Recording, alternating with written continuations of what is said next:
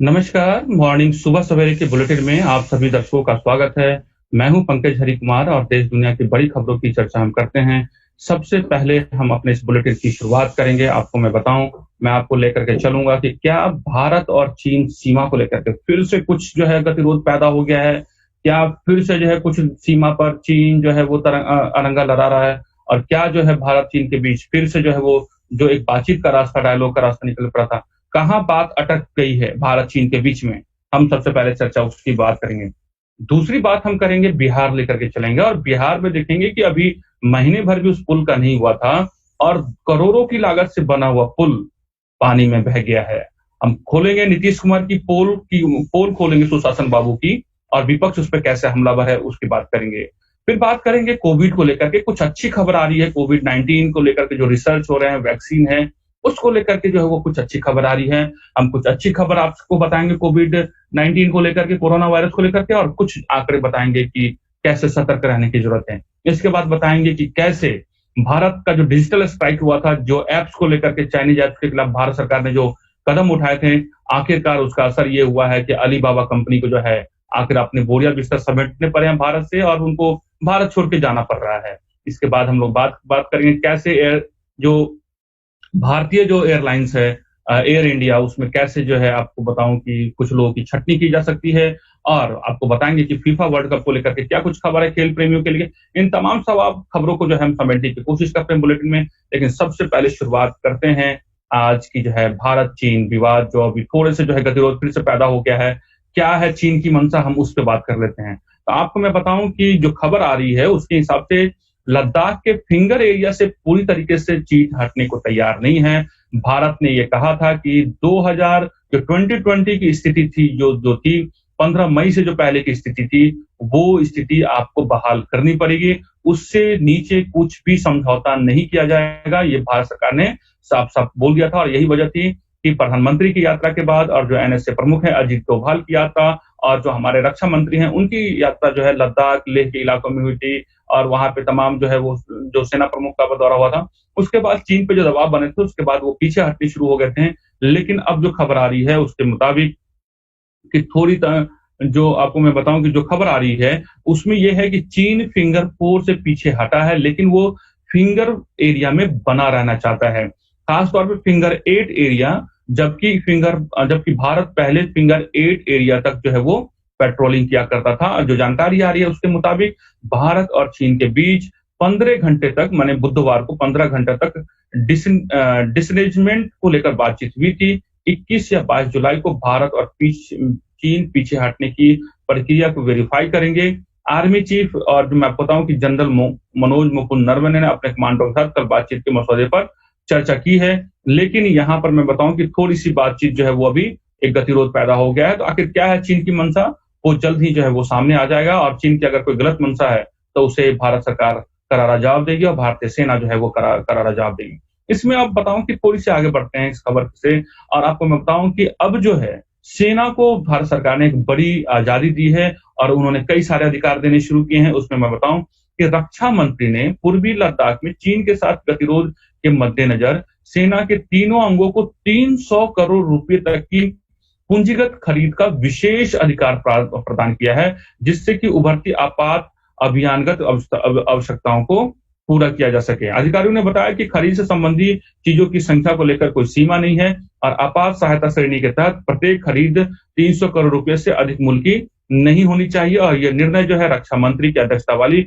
रक्षा खरीद परिषद माने डीएसी की बैठक में संपन्न हुआ है। तो ये एक बड़ा फैसला लिया गया है भारत चीन के जो के बीच जो तनाव है उसको लेकर के।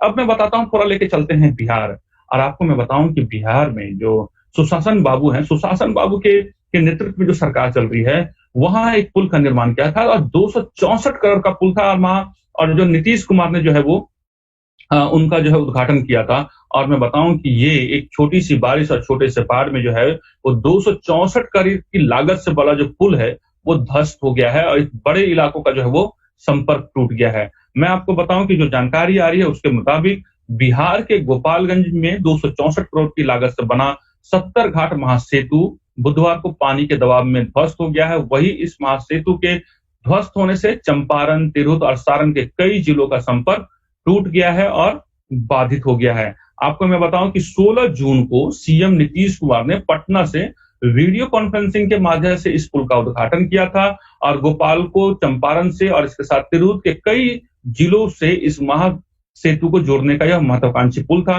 इसके निर्माण में करीब 264 करोड़ की लागत आई थी, जैसा मैंने बताया है। अब जब ये पुल बह गया है तो अब वो नीतीश कुमार, जाहिर सी बात है, विपक्ष के निशाने पर विपक्ष ने निशाना साधा है और तेजस्वी यादव ने कहा है, क्या कहा है मैं बताता हूं कि खबरदार अगर किसी ने भी नीतीश जी के भ्रष्टाचार को भ्रष्टाचारी कहा तो। उन्होंने कहा है कि 263 करोड़ को सुशासनी मुंह दिखाई है, इतने की तो अब चूहे शराब पी जाते हैं। ये बात जो है तेजस्वी यादव ने नीतीश कुमार पे तंज कसा है।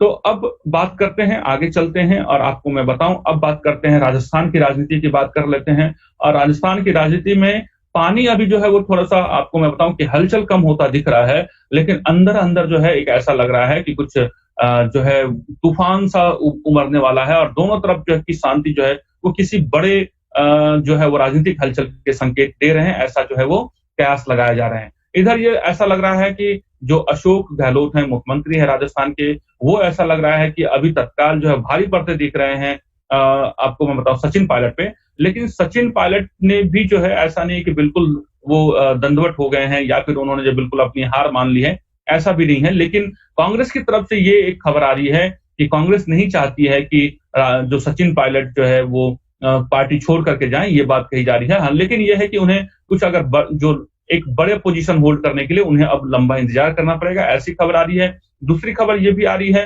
कि राहुल गांधी ने एक बड़ी बात कही है कि अगर कोई पार्टी छोड़ के जाना चाहता है, लेकिन वो जा सकता है। लेकिन इस बीच कांग्रेस ये भी कह रही है, जो खबर आ रही है उसके मुताबिक, कि जो अशोक गहलोत को कहा है कि आप थोड़ा-सा संयमित होकर के बोले, नियंत्रित होकर के बोले और जो पार्टी की जो अंदरूनी कलह है उसको जो है उन्होंने अंकुश लगाने की बात कही है। साथ में ये भी कहा गया है कि वो जो आरोप उन्होंने जो है वो जो सचिन पायलट पे लगाया है, वो इस तरह के आरोपों से बचे।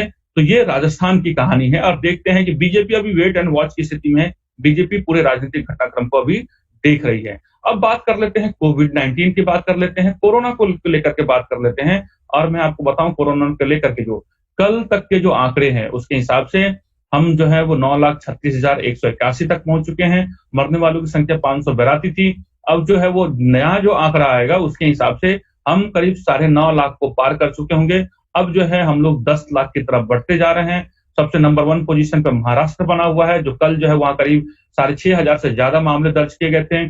तमिलनाडु दूसरे नंबर पे और तीसरे नंबर पे दिल्ली है, चौथे नंबर पर जो है वो कर्नाटका है। आपको मैं बताऊं दिल्ली ने बहुत अच्छा काम किया है और आप देखेंगे किस तरीके से लगातार जो है दिल्ली की जो सरकार है, आप सरकार है, मुख्यमंत्री केजरीवाल और जो डिप्टी सीएम है जो मनीष सिसोदिया, वो लगातार जो है मीडिया से इंटरेक्ट भी करते हैं, जानकारी भी देते हैं और वो तमाम संभव कोशिश कर रहे हैं कि ज्यादा से ज्यादा लोगों तक जान बचाई जा सके। और उन्होंने ये स्वीकार किया है कि मीडिया ने कुछ जो है कमियों की तरफ उन्होंने जो है उन्होंने ध्यान आकर्षित किया है, तो सरकार ने उस ओर भी ध्यान दिया है और जिससे कई सारी जानें जो है वो बचाई जा रही है। ये बात अरविंद केजरीवाल ने कही है। तो मुझे लगता है कि जिस तरीके से अरविंद केजरीवाल की सरकार और जो दिल्ली की सरकार है काम कर रही है, वैसे मुझे लगता है कि कई सारे राज्यों के मुख्यमंत्री हैं जहां पर जो है प्रशासन है, जहां बेहतर तरीके से कोरोना का जो बचाव नहीं हो पा रहा है, तो मुझे लगता है कि जरूर जो है एक संदेश है कि उस तरीके से बेहतर तरीके से काम करके कई सारी जिंदगियों को बचाया जा सकता है। अब एक बताते हैं आपको कुछ अच्छी खबर बताते हैं कोरोना को लेकर के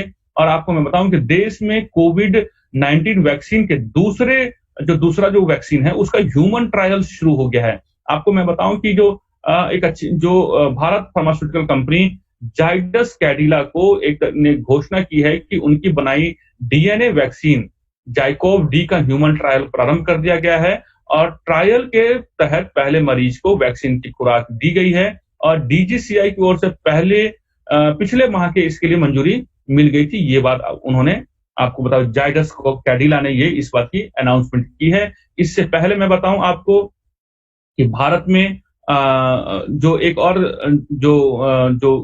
जिस वैक्सीन को जो है वो जानकारी जो इजाजत मिल गई है वो है भारत बायोटेक है, आईसीएमआर के संयुक्त से वो बनाया जा रहा है। तो भारत जो आईसीएमआर के बाद जो है आखिरकार जाइडस कैडिला है उसने भी जो है ह्यूमन ट्रायल की शुरुआत कर दी है और ये हमारे लिए अच्छी खबर है कि ये दोनों कंपनी जो हमारे देश में स्वदेशी वैक्सीन विकसित कर रही हैं और ये दोनों वैक्सीन भारत में स्वदेशी जब विकसित होंगी और भारत में जब निर्माण होगा, तो इससे कई सारे हजारों और लाखों लोगों की जिंदगियां बचाई जा सकती है। अब मैं आपको बताऊं कि कुछ जो है जिन जिन राज्यों में कोरोना का संक्रमण फैल रहा है, वहां पर जो है वो जनता कर्फ्यू दोबारा से लगा दिया गया है। जैसे मैं बताऊं कि अब उन राज्यों में पणजी में शामिल हो गया है। पणजी में जो है पिछले 24 घंटे में कोविड-19 के सर्वाधिक मामले दर्ज किए गए थे और यही वजह है कि अब 10 अगस्त तक जो है वो गोवा में जो है आपको मैं बताऊं कि जो है वो कर्फ्यू लगा दिया गया है और कर्फ्यू जो है वो शुक्रवार, शनिवार और रविवार 3 दिनों के लिए पूरी तरीके से लॉकडाउन रहेगा। इस बात की घोषणा जो है वो जो है वहां पर प्रशासन के द्वारा जो है वो किया गया है। अब आते हैं कोरोना को लेकर के एक जानकारी जिसको लेकर के जो संसदीय समिति है सरकार की, उन्होंने सरकार को एक तरीके से जो है वो सवाल पूछा है कि जो कोरोना को लेकर के जो इतनी महंगी इलाज लोग जो करा रहे हैं या फिर ऐसे प्रचार क्यों नहीं जा रहे हैं कि जो बहुत सारी सस्ती दवाएं हैं जिससे लोग इलाज करा सके और उनके जो है वो आर्थिक बचत हो सके और उनके मानसिक तनाव से भी उनको राहत मिल सके। ये बात जो है वो संसदीय समिति ने सरकार से सवाल पूछा है। उन्होंने ये कहा है कि कोरोना की सस्ती दवाओं का प्रचार क्यों नहीं हो रहा है, ये बात सरकार से पूछी है उन्होंने। दरअसल मैं बताऊं कि जो जीवन रक्षक दवाएं या तो उपलब्ध नहीं है या फिर ब्लैक मार्केट में बेची जा रही है, इस मुद्दे को लेकर के गृह मामलों की संसदीय पैनल के सदस्यों ने सवाल उठाया है और संसदीय पैनल ने सरकार को कोविड-19 उपचार के लिए दवाएं सस्ती बनाने और आसानी से उपलब्ध कराने को लेकर के निर्देश दिए हैं। उन्होंने ये कहा है कि फार्मा कंपनी द्वारा दी जाने वाली महंगी दवाओं की सिफारिश और कीमतों की भी जांच करें। उनके अनुसार गृह मामलों की संसदीय स्थायी समिति ने यह मांग की है कि कोविड-19 दवाओं की अधिकतम कीमत को कैप किया जाए। जैसे बहुत सारी दवाओं का आपको मालूम होगा कि कालाबाजारी हो रही है, तो उसको लेकर के उन्होंने कहा है कि सरकार को उन दवाओं को जो कालाबाजारी कर रहे हैं या कंपनियां जो है इस फायदे मौके का जो है वो लाभ उठाने में जुटी हुई है, तो उस पर जो है एक तरीके से अंकुश और नियंत्रण लगाना चाहिए। ये बात संसदीय समिति के जो सदस्यों ने एक सरकार से पूछा है। इसके बाद मैं आपको एक बार बताऊं कि आपको मालूम है कि कोविड-19 को लेकर के आपको संक्रमण से बचाव के लिए जब बाहर आप निकलते हैं तो हैंड सैनिटाइजर का हम यूज करते हैं। अब जो है आपको मैं बताऊं कि जीएसटी कानून के तहत गठित लीगल बॉडी ने तय किया है कि अल्कोहल बेस्ड हैंड सैनिटाइजर्स पर 18% का जीएसटी लगेगा। ये बात जो है वो खबर आ रही है और आपको मैं बताऊं कि एक खबर जो आ रही है उसके हिसाब से 15 अप्रैल को गोवा की एक अल्कोहल बेस्ड हैंड सैनिटाइजर बनाने वाली कंपनी जो है स्प्रिंग फाइल्स डिस्टिलियर्स ने जीएसटी कानून के तहत गठित लीगल बॉडी के सामने एक याचिका दायर की है और उसमें ये कहा गया है कि याचिका में कहा गया है कि खाद्य मंत्रालय ने अल्कोहल बेस्ड हैंड सैनिटाइजर को एसेंशियल कमोडिटीज लिस्ट में शामिल किया है। इस हिसाब से उस पर क्या जीएसटी लगना चाहिए। अथॉरिटी ने कंपनी की दोनों याचिकाओं को खारिज कर दिया है। अथॉरिटी ने फैसला लिया है कि मौजूदा नए नियमों के अनुसार अल्कोहल बेस्ड सैनिटाइजर पर 18% जीएसटी लगेगा। एसेंशियल कमोडिटीज लिस्ट में शामिल प्रोडक्ट पर जीएसटी न लगे, ये कोई क्राइटेरिया नहीं हो सकता है। तो आपको बताएं कि जो आप हैंड सैनिटाइजर यूज करते हैं उसमें 18% जो है वो जीएसटी लगता है। अब मैं आपको बताऊं कि एक जानकारी मैं बता दूं कि आपको याद होगा कि यूपी के कानपुर के विकास दुबे की जो है उसकी कहानी में एक बड़ा खुलासा हुआ है और आपको मैं बताऊं कि विकास दुबे के खिलाफ जिसने जो केस दर्ज कराया था उसका बयान सामने आया है और उसने जो कहानी बयां की है वो बताता है कि विकास दुबे का कितना भय और आतंक जो है वो पूरे इलाके में बिकरूपुर गांव और पूरे कानपुर के आसपास के या फिर यूपी के दूसरे कई सारे इलाकों में उसका वो आतंक था। उसमें ये कहा है क्या है कि आपको मालूम है कि 10 जुलाई को विकास दुबे को मार गिराया गया था, लेकिन विकास दुबे के खिलाफ जिसने कंप्लेन की थी उसका नाम है राहुल तिवारी। वो लौट आया है और उसने जो है पूरी कहानी बताई है। उसने ये बताया है कि वो उसकी ससुराल की जमीन पर विकास दुबे से बनती नहीं थी और उसने जो है इसको लेकर ही जो है पुलिस में जो है आपको मैं बताऊं कि उसने शिकायत दर्ज कराई थी और जो राहुल ने बताया कि एसओ साहब को लगा कि ये जो है वो मार देगा, तो एसओ साहब ने अपना जनेऊ निकाला और कहा कि भैया पंडितों की इज्जत रख लो। फिर विकास दुबे ने गंगा जल निकाला और हमें भी दिया, एसओ साहब को भी दिया। इसके बाद उन्होंने कसम खिलाई, विकास दुबे को भी कसम खिलाई कि राहुल तिवारी को मारेंगे नहीं।